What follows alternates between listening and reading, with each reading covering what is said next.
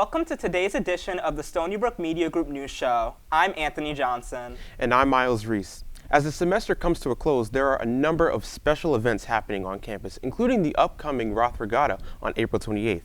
Tomorrow, Stony Brook's college radio station WUSB is hosting a free music festival called The Bash at the Stoller Steps at noon. That's right, Miles. But first, let's hear about Stony Brook's annual Earthstock festivities, which have been taking place all week.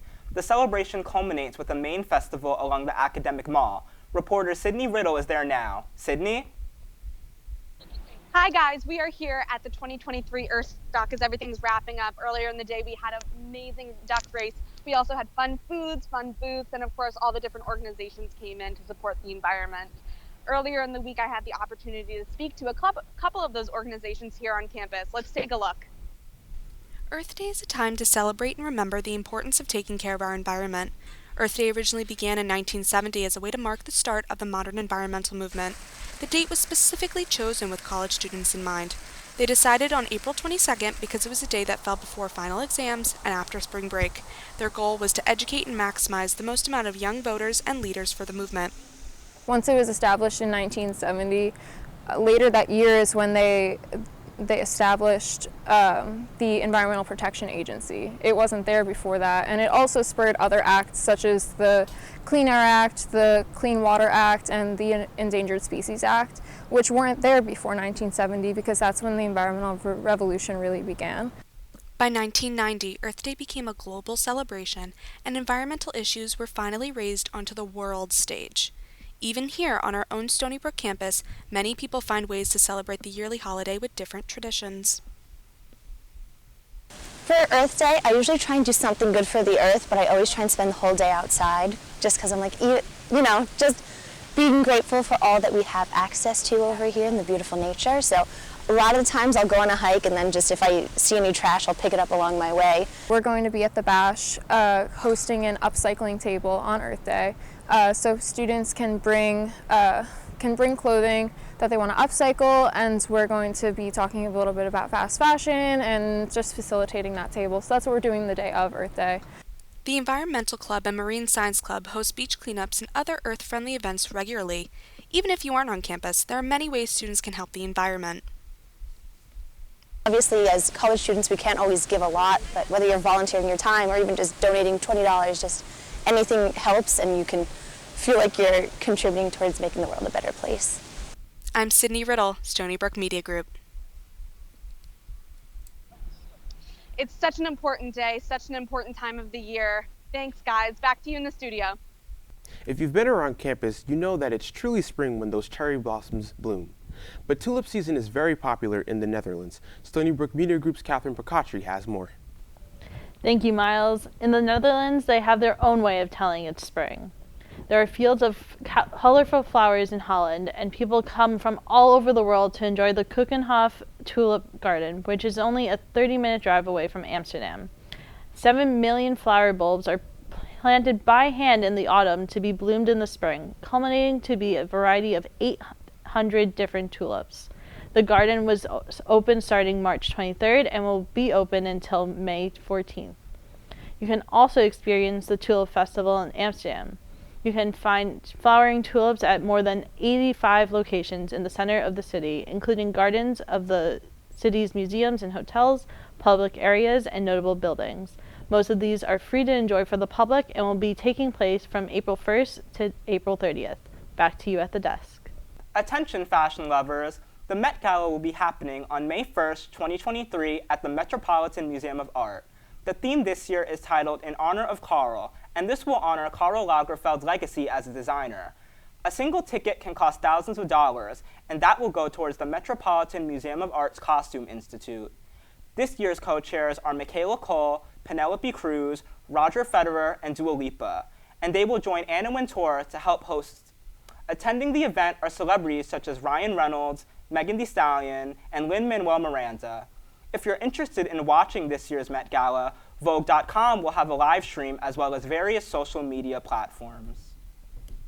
Some say BuzzFeed News defined the 2010s. That won't be true for this decade. Thursday, BuzzFeed announced that they are shutting down their news department. The move is part of a 15% workforce reduction across a number of teams within the company. CEO Jonah Peretti has said that BuzzFeed can no longer fund BuzzFeed News as a standalone organization. 180 employees will lose their roles within the Pulitzer Prize-winning publication.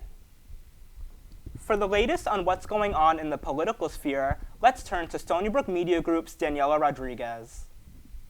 Dominion Voting Systems is suing Fox News for $1.6 billion for defamation.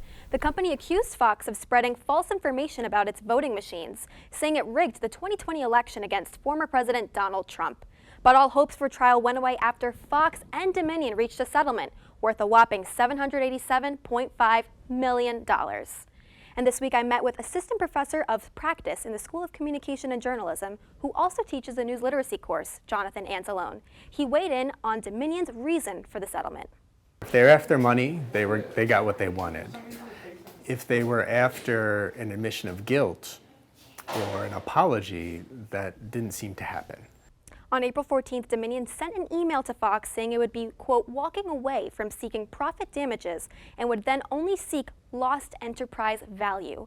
It was quite the switch up from its original lawsuit in 2021, which slammed Fox and sought lost profits of not less than $600 million.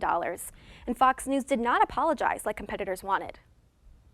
Instead, in a statement, Fox said, "We acknowledge the court's rulings finding certain claims about Dominion to be false." Thank you for tuning in to the last political corner of the semester. Back to you at the desk. Stony Brook's 34th annual Roth Regatta is set to take place next Friday. Stony Brook Media Group's Sky Crabtree has more on what to expect during this year's festivities. Hello, I'm Sky Crabtree, and I'm standing in front of Roth Pond, where in just 1 week, Stony Brook University's undergraduate student government will be hosting the 34th annual Roth Regatta.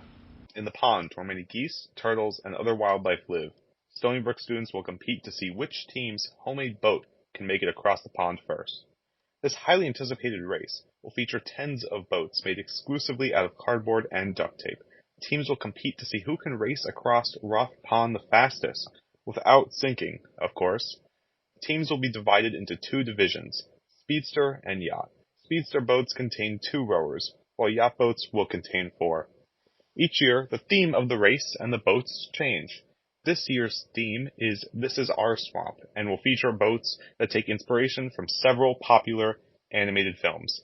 Last year, the Jazzy James boat, representing James Hall, won the Speedster category, and the Chinese Students and Scholars Association took the Yacht category.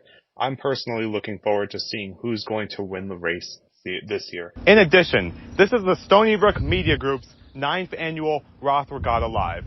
Make sure to tune into our YouTube channel at Stony Brook Journalism, where we will be providing you with live coverage and commentary of the boat races. Back to you in the studio.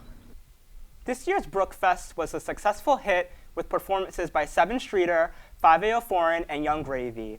Each artist showcased their talents and interacted with fans in unique ways. 7 Streeter danced with a fan, 5AO Foreign went on Instagram Live to show how much energy Stony Brook had, and Young Gravy tossed cereal and Lunchables into the crowd. USG also did an amazing job keeping the fans excited by giving away shirts and having a DJ play before the concert. That's it for this edition of Stony Brook Media Group's news show. I'm Miles Reese. And I'm Anthony Johnson. Be sure to tune in to the Stony Brook Media Group's Roth Regatta Live broadcast next Friday. We'll see you then, Seawolves.